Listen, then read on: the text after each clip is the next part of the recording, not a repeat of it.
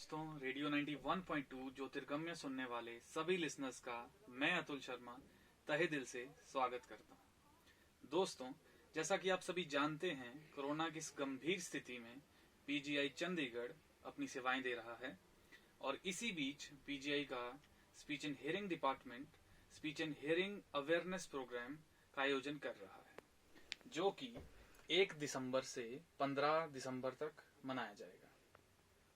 इसी के चलते आज के इस प्रोग्राम में हमारे साथ हैं डॉक्टर नूरेन आलम, जो कि पिछले 11 वर्षों से पीजीआई में अपनी सेवाएं दे रहे हैं।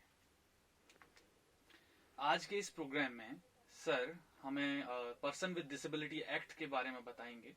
दोस्तों, मैं आप सभी को बता दूं कि बहुत से ऐसे लोग हैं जो इस एक्ट के बारे में जागरूक नहीं हैं।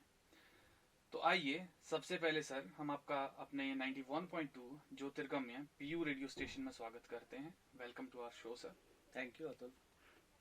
ओके, तो सर आप हमें सबसे पहले सर मैं जानना चाहूंगा कि आपका सर एरिया ऑफ इंटरेस्ट क्या है सर? जी, मैं यहाँ स्पीच एंड हियरिंग डिपार्टमेंट में लेक्चरर हूँ और मेरा एरिया ऑफ इंटरेस्ट है हियरिंग लॉस और जो कॉकलियर इम्प्लांट बच्चों का होता है, जो हियरिंग इम्पेयर्ड होते हैं उनके लिए, तो ये सब में हमारी स्टडीज चल रही है। ओके, सर अब मैं आपसे जानना चाहूँगा कि विकलांगता क्या है और विकलांग व्यक्ति कौन कहलाएगा?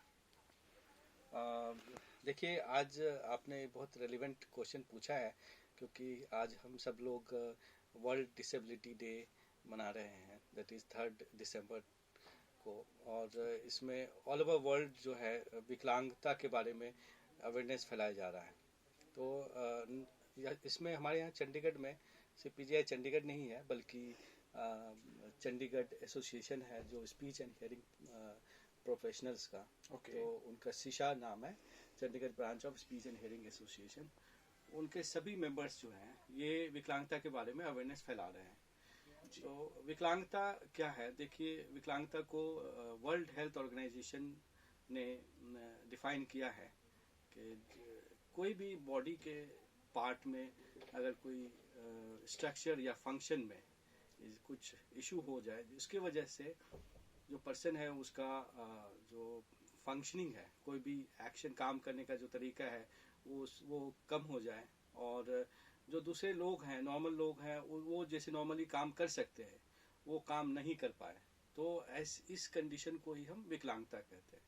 और इसके वजह से उनकी जो क्वालिटी ऑफ लाइफ है डिसेबल्ड पॉपुलेशन की, वो अफेक्टेड हो जाती है।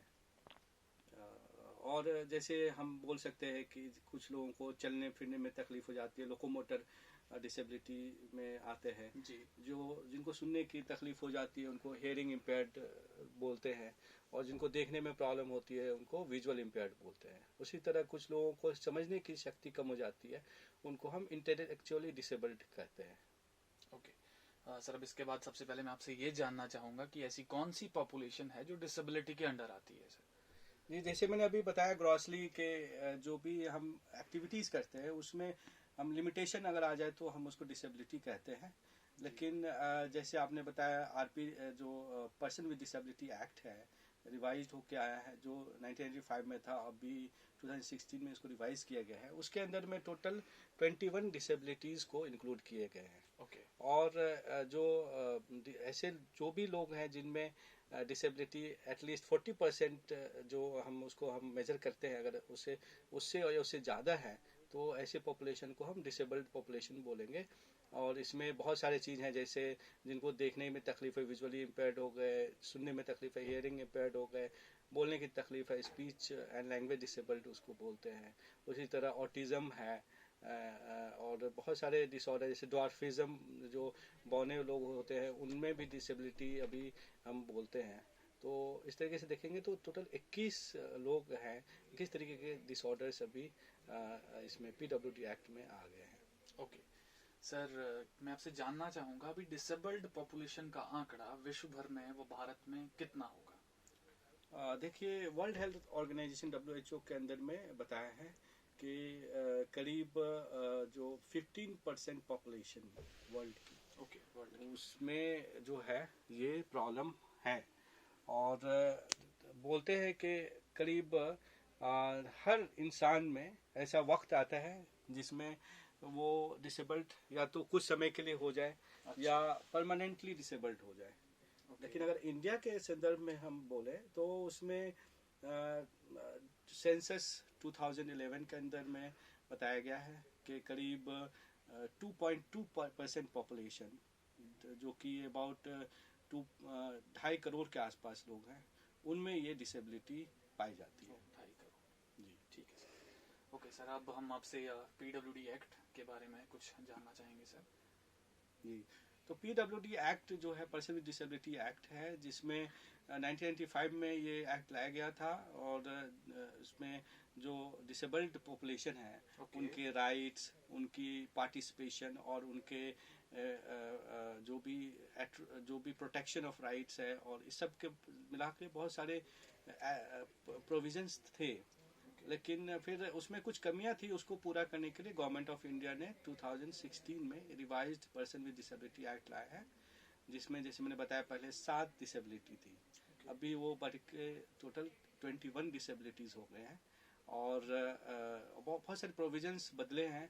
जैसे पहले जो डिसेबल्ड पॉपुलेशन के लिए 3% जो है ये रिजर्वेशन का प्रोविजन था जॉब्स में। लेकिन अभी वो बढ़ा के 4% कर दिया गया है। उसी तरह जो हायर एजुकेशन है उसमें भी रिजर्वेशन जो है ऐसे लोगों का करीब 5% किया गया है।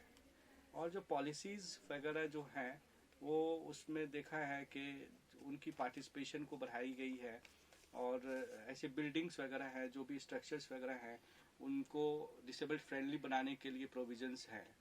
और अगर कोई राइट्स जो डिसेबल्ड पॉपुलेशन है उसके कोई राइट्स को नहीं देता है, उसको एब्यूज़ करे, है ना, जो ऐसे कंडीशंस होते हैं जिसमें उनको सही ढंग से ट्रीट नहीं किया जाता है, तो अगर ये सब हो जाए तो उस कंडीशन में प्रोविज़न है कि 7 महीने से लेके करीब 6 महीने से लेके करीब 5 साल तक का उसमें जेल का प्रोविज़न भी है। तो ये सब बहुत सारे प्रोविज़न है। साथ में जो स्कॉलरशिप्स वगैरह हैं, जो pre matric, post matric and higher education के लिए जो डिसेबल्ड पॉपुलेशन है उनको ये स्कॉलरशिप का भी प्रोविज़न है। साथ में ऐसे लोगों को लोन्स वगैरह भी देने के प्रोविज़न किए गए हैं। तो वो तभी मिल सकता है जब वो जो डिसेबल्ड पॉपुलेशन है वो असेस कराए खुद को और डिसेबिलिटी सर्टिफिकेट इशू कराए। जो अथॉरिटी है उनसे वो करवाना बहुत ज़रूरी है।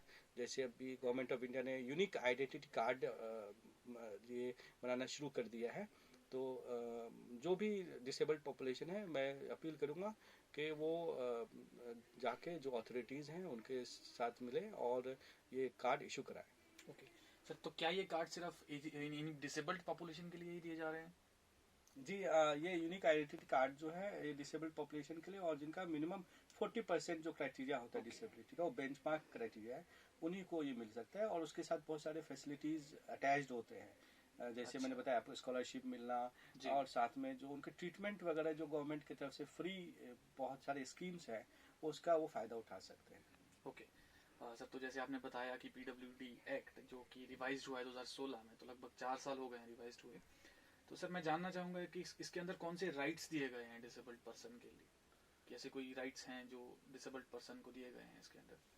जी हाँ, अभी जैसे बताया कि राइट्स में तो यही है कि उनको जीने का जो है और जो क्वालिटी ऑफ लाइफ इम्प्रूव करने के लिए उनको ये सारे राइट्स दिए हैं। और जैसे मैंने बताया कि उनको कोई प्रोटेक्शन ऑफ राइट्स है और कोई उनको अब्यूज़ नहीं कर सकता है ऐसे लोगों को। और उनको जो सर्टिफिकेट्स वगैरह जो इशू किए जाते हैं उसका बेनिफिट उठा सकते हैं गवर्नमेंट जॉब्स के लिए। और कई सारी जो सोशल स्कीम्स गवर्नमेंट लाती है उनमें उनको इस पे सुविधा मिलती है। ठीक है सर, अब हम आपसे जानना चाहेंगे कि बोलने व सुनने से संबंधित ऐसी कौन सी दिक्कतें हैं जिसमें डिसेबिलिटी सर्टिफिकेट दिया जा सकता है? जी, देखिए, पहले जो पर्सन विद डिसेबिलिटी एक्ट था तो उसमें सिर्फ हियरिंग इम्पेयर्ड जो पॉपुलेशन थी, जिसको सुनने की तकलीफ थी, ऐसी पॉपुलेशन के लिए ये सर्टिफिकेट इशू करते थे। लेकिन अभी इन्होंने जो आरपीडब्ल्यूडी एक्ट लाया है उसमें बोलने की जो तकलीफ होती है, ऐसे बच्चे या बड़े लोग जिनको बोलने की तकलीफ हो जो किसी ऑर्गेनिक काउज की वजह से, यानी उनके स्ट्रक्चर में कुछ इशू हो जाए या नर्वस सिस्टम के इशू की वजह से अगर उनको बोलने या समझने की तकलीफ हो जाए, ऐसे कुछ कंडीशन होते हैं। जैसे अगर उनके नर्वस सिस्टम में कुछ इशू हो जाए तो उनको बोलने की तकलीफ हो जाती है, उनको डिजार्थ्रिया बोलते हैं। उसी तरह एक टर्म है अप्रैक्सिया ऑफ स्पीच, उनको अगर ऐसे बच्चे या एडल्ट है जिनको हो जाए।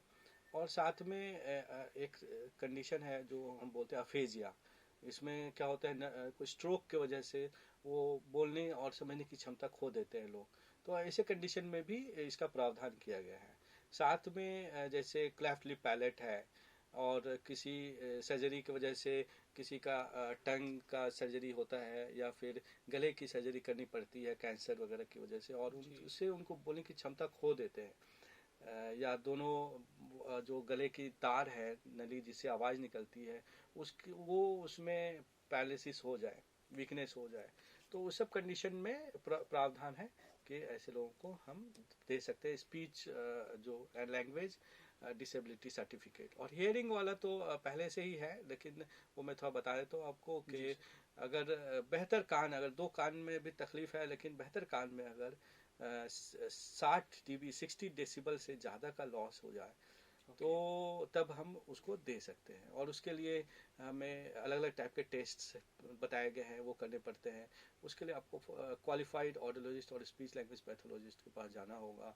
वो अलग अलग ढंग से असेस करते हैं, सुनने का अगर तकलीफ है और बोलने का तकलीफ है तो उसके लिए भी टेस्ट है। वो करने के बाद अगर आप क्राइटेरिया आ जाए 40% के आसपास तो वो आपको डिसेबिलिटी इशू करवा सकते हैं। जी, बहुत बढ़िया सर। सर, अब आपका ज़्यादा समय ना लेते हुए हम जानना चाहते हैं और अपने सभी लिसनर्स को भी बताना चाहते हैं कि वो डिसेबिलिटी जो सर्टिफिकेट है वो कहाँ से मिल सकता है सर? जी, बहुत सही सवाल किया आपने, क्योंकि बहुत लोगों को पता ही नहीं है कि वो कहाँ जाएं इसके लिए। तो गवर्नमेंट ऑफ इंडिया ने ये प्रोविज़न कर दिया है कि वो ऐसे अगर डिसेबल्ड पॉपुलेशन है वो जो पास के सिविल हॉस्पिटल्स हैं वहाँ जाके अपना असेसमेंट करवा सकते हैं। और अगर वहाँ पे मेडिकल बोर्ड है जो ये सब certificate, medical certificate, disability certificate issue करते हैं, तो वहाँ से वो इशू करा सकते हैं। तो एक मेडिकल बोर्ड होता है जिसमें एक जो है मेडिकल प्रोफेशनल्स होते हैं, सुपरिटेंडेंट होते हैं, medical superintendent and speech language pathologist, और एक ENT सर्जन। ऐसे करके एक टीम बनती है और वो असेस करेंगे और वो स्पीच एंड हियरिंग का डिसेबिलिटी सर्टिफिकेट इशू कराते हैं। उसी तरह अलग अलग जो है 21 डिसेबिलिटी, उनका भी सिमिलर पैटर्न है और उनको इजीली मिल जाता है disability. Okay, thank you sir, thank you so much आपने इस संदर्भ में जानकारी देने के लिए। थैंक यू, बहुत बहुत धन्यवाद।